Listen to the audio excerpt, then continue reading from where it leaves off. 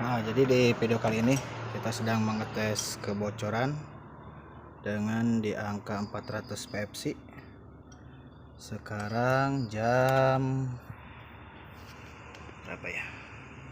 Sekarang jam 01.39, jam setengah 2 atau jam 2 kurang. Nah, ini di tekanan 40 PFC. Ntar kita lihat pagi apakah dia berkurang.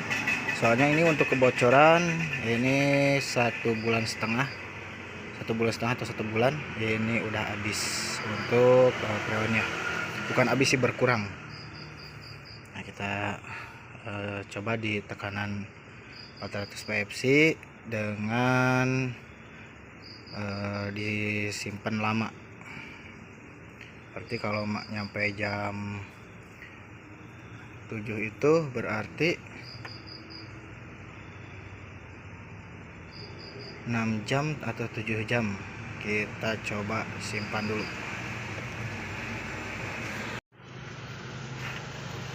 Nah, di sini ternyata untuk anginnya ini berkurang.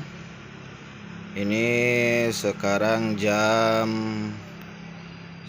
9.34, setengah 10 pagi. Nah, untuk anginnya, tekanannya berkurang dari 400 berkurang. Nah, ini kemungkinan kebocoran entah itu dari kompresornya. Soalnya untuk EPAP udah saya cek dan tidak ada kebocoran untuk EPAP. Dan kita akan membongkar untuk bagian kompresornya. Kita akan buka untuk bagian kompresornya. Nah, di sini untuk kebocoran bisa dilihat sekilas.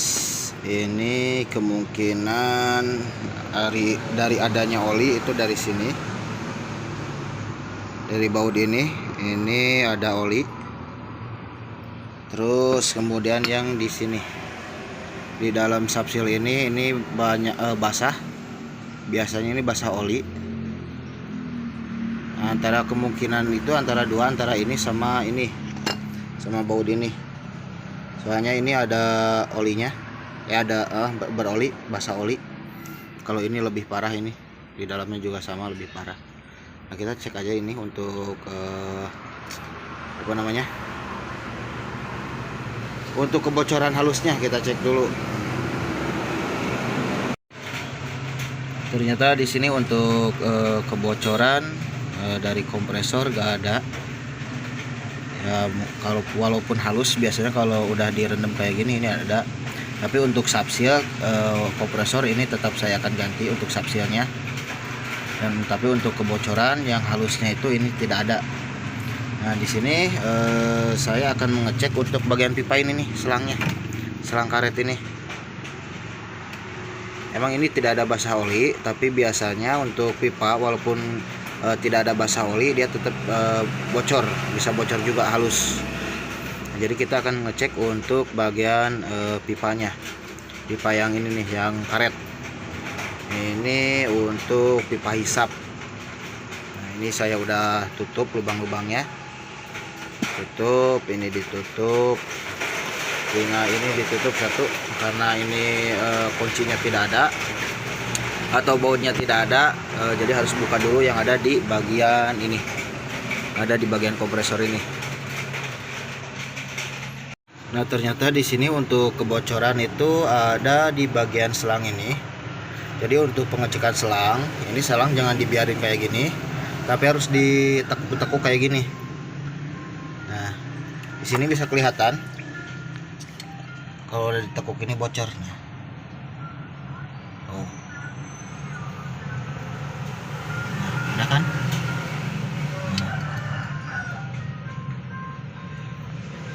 Nah, jadi untuk selang walaupun tidak ada oli di selang ini, tapi dia tetap akan rembes. Nah, seperti ini jadinya, rembes. Coba lihat yang lain lagi, ada nggak?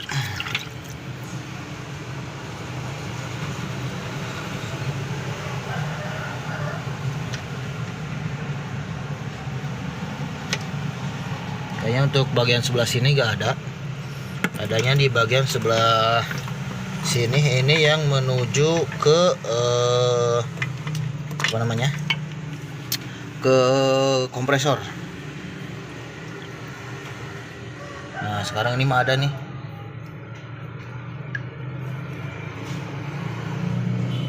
Ada. Nah ada.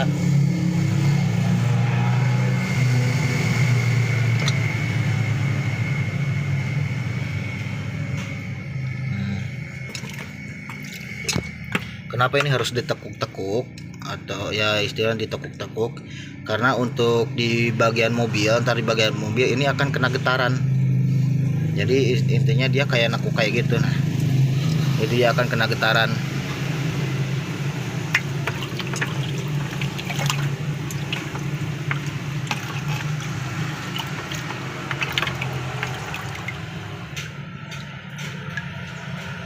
Nah untuk sebelah sini nggak ada yang bocor, sebelah sini aman.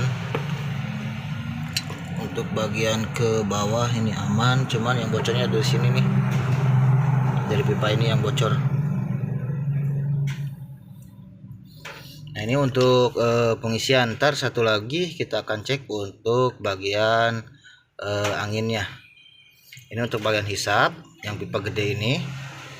Terus ada lagi untuk yang bagian itunya, bagian anginnya yang kecil, pipa kecil, itu harus dicek juga. Takutnya di sana juga ada bocor. Untuk tekanan angin saya kasih ini 400 PFC biasa, seperti biasa saya kasih 400 PFC untuk tekanan angin.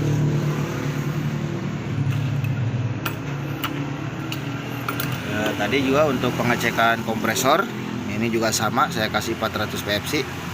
Pokoknya setiap perbaikan atau pengecekan saya biasanya memakai 300 sampai 400 PSI.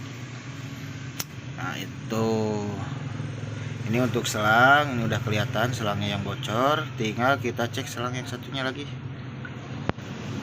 Untuk pipa yang ini, yang angin atau pipa hignya, ternyata untuk itu tidak rekam untuk ngetes kebocorannya. Tapi untuk pipa yang ini, pipa yang hig atau yang pendorong itu tidak ada kebocoran, jadi nggak diganti. Jadi untuk yang diganti bagian pipa yang hisap doang. Ini pipa ini yang diganti.